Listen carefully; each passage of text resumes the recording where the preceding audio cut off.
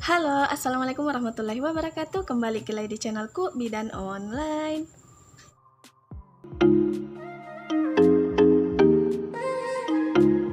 Di video kali ini kita akan membahas tentang tumor rahim.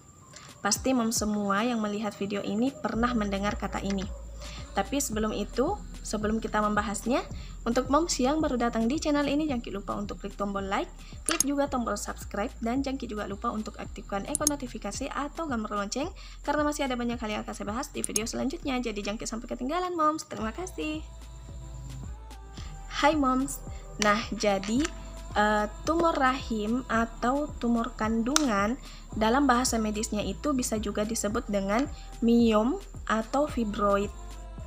Nah, tumor rahim adalah salah satu kondisi yang biasa terjadi pada wanita di mana terdapat benjolan pada dinding rahim.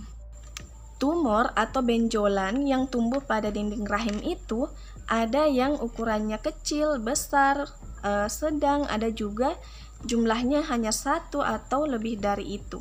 Kemudian, apa penyebab dari tumor rahim? Nah, jadi tumor rahim ini biasanya terjadi itu disebabkan karena hormon atau peningkatan hormon yang terjadi pada saat menstruasi dan pada saat hamil. Seperti apa sih gejala dari tumor rahim? Jadi gejala tumor rahim itu ada orang yang merasakan gejala-gejalanya dan ada juga yang tidak. Jadi untuk ibu-ibu yang mengalami tumor rahim tapi tidak merasakan gejalanya, itu yang bahaya, karena kalau tidak ada yang kita rasakan, berarti kita sulit untuk mengetahui apakah ada sesuatu yang terjadi pada diri kita atau tidak. Tunggu dulu, maksudnya bukan berbahaya yang bisa mengancam nyawa, bukan seperti itu. Maksud saya ya bahaya karena misalnya kalau ukuran tumornya kecil kemudian membesar sementara kita tidak tahu ternyata ada tumor dalam tubuh kita karena tidak ada gejala yang dirasakan.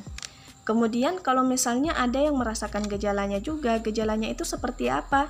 Jadi gejalanya bisa saja pada saat menstruasi, misalnya menstruasinya itu berkepanjangan, kemudian darah yang keluar itu banyak, selalu buang air kecil, kemudian perut terasa kembung.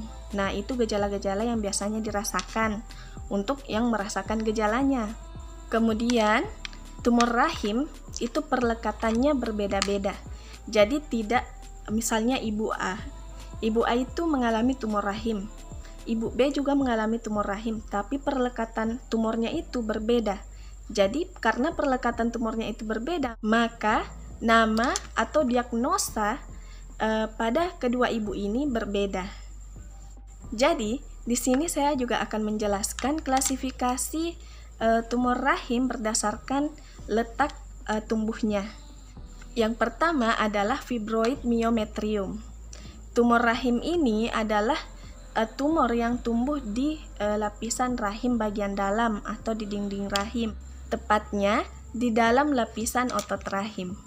Yang kedua adalah fibroid subserosal, di mana tumor rahim ini tumbuh di dinding rahim bagian luar mengarah ke rongga panggul.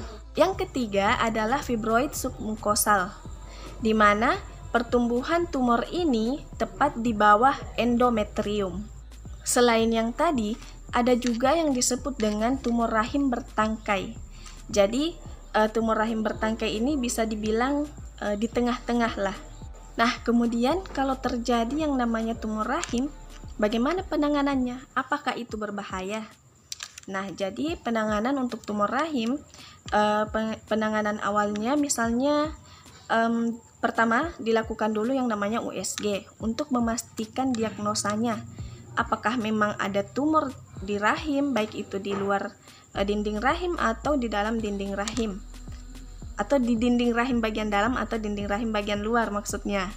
Nah, kalau misalnya sudah ditetapkan diagnosa bahwa memang ada tumor dalam rahim, kalau misalnya tumornya ukurannya masih kecil, itu masih bisa diberikan obat untuk mencegah pembesarannya atau untuk menghambat terjadinya pembesarannya. Kemudian kalau misalnya sudah besar, berarti itu harus diangkat, harus dilakukan operasi. Tapi ini secara umumnya, kalau misalnya tidak ada komplikasi lain yang menyertai. seperti itu. Jadi bisa melalui pemberian obat, dan jika ada indikasi medis maka dilakukan juga operasi. Itu secara umumnya ya. Tapi kalau untuk tindakan-tindakan lainnya saya tidak menjelaskan di sini. Di sini saya menjelaskan secara garis besarnya saja. Oke, mungkin itu saja moms yang saya sampaikan di video kali ini. Semoga bermanfaat. Kalau misalnya moms merasa bahwa video ini bermanfaat, jangan lupa untuk klik tombol like dan share agar banyak orang yang mendapatkan manfaat dari video ini. Terima kasih. Terima kasih banyak sudah menonton. Kalau misalnya ingin bertanya bisa tuliskan di kolom komentar atau DM di Instagram saya yang akan saya cantumkan di deskripsi. Oke. Wassalamualaikum warahmatullahi wabarakatuh.